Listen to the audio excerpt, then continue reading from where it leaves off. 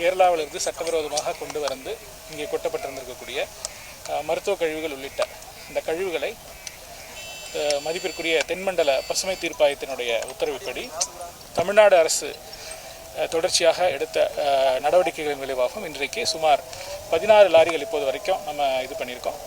அதன் மூலமாக எடுத்து செல்வதற்கான நடவடிக்கைகள் இருக்குது. கேரளாவிலிருந்து சுமார் 50 அலுவலர்கள் கொண்ட ஒரு குழு பணியாளர்கள் எல்லாம் வந்திருக்காங்க. அவங்க எல்லா பகுதியிலும் முகாமிட்டு இந்த மருத்துவ கழிவுகளை முழுமையாக எங்கெங்கெல்லாம் இருக்கோ அந்த கழிவுகள் எல்லாம் எங்கெங்கெல்லாம் கொட்டப்பட்டிருக்கோ அது எல்லாத்தையுமே எடுத்துகிட்டு போகிறாங்க. கடைசியாக கண்டறிஞ்ச இடத்துல அதுவும் உட்பட அது திடீர் உட்பட வழக்குகள்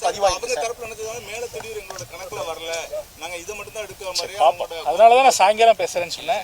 எல்லாமே அவசரத்துல பண்ண முடியாது. எல்லாத்துக்கும் ஒரு நடைமுறை இருக்கு. நீங்க இது எடுக்கலன்னு 3 நாளா சொன்னீங்க. எப்படி எடுக்கணும் அப்படிங்கிறது அரசு தீவிரமாக இந்த விவகாரத்திலே மிகவும் கவனத்தோடு மக்கள் நலன் கருதி சுற்றுச்சூழல் பாதுகாப்பை கருத்தில் கொண்டு தமிழ்நாடு அரசு மட்டுமல்ல கேரளாவில் இருக்கக்கூடிய அரசு அவர்கள் அலுவலர்களும் மிகுந்த ஒத்துழைப்போடு இதை செயல்படுத்திக்கிட்டு இருக்காங்க. அந்த சமூக விரோதிகள் இது போன்ற செயல்பாடுகளை செய்யக்கூடிய சமூக விரோதிகள் மீது தீவிரமான நடவடிக்கை எடுப்பதற்கு நீங்கள் ஏற்கனவே 2 பேர் அரெஸ்ட் பண்ணியிருந்தாங்க. காவல்துறை துரிதமாக செயல்பட்டு நேற்றும் ஒரு 3 பேர் அரெஸ்ட் பண்ணியிருக்காங்க. கடுமையான நடவடிக்கைகள் தொடர்ச்சியாக 16 வண்டிகள் இப்போது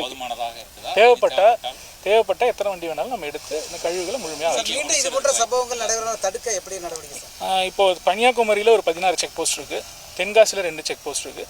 அங்கே கூடுதல் பாதுகாப்புகள் ஏற்பாடுகள் ஒருங்கிணைந்து அதே மாதிரி கேரளா சைட்லையும் கூடுதல் பாதுகாப்பு ஏற்பாடுகள் செய்யப்படுறதுக்கு அரசிலிருந்து பல்வேறு அறிவுரைகள் வழங்கப்பட்டிருக்கின்றன. தொடர்ச்சியாக இப்போ இந்த ரிப்போர்ட்ஸ் எல்லாம் என்ஜிடியில் சொல்லும்போது அவர்களும் பல்வேறு அறிவுரைகளை வழங்குவார்கள். அதன் அடிப்படையில் தொடர் நடவடிக்கைகள் எடுக்கப்படும். தொடர் நடவடிக்கை நன்றி. ஆனால் குறிப்பாக அந்த புலியரை களியக்காவிலிருந்து ஏற்கனவே வந்தது தொடர்பான அந்த அதிகாரிகள் மீது ஏதாவது விசாரணை நடத்த அந்த மாதிரி ஏதாவது இருந்தால் அது என்னங்கிறது அரசு முடிவு.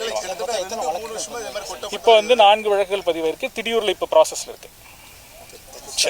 தேங்க்யூ.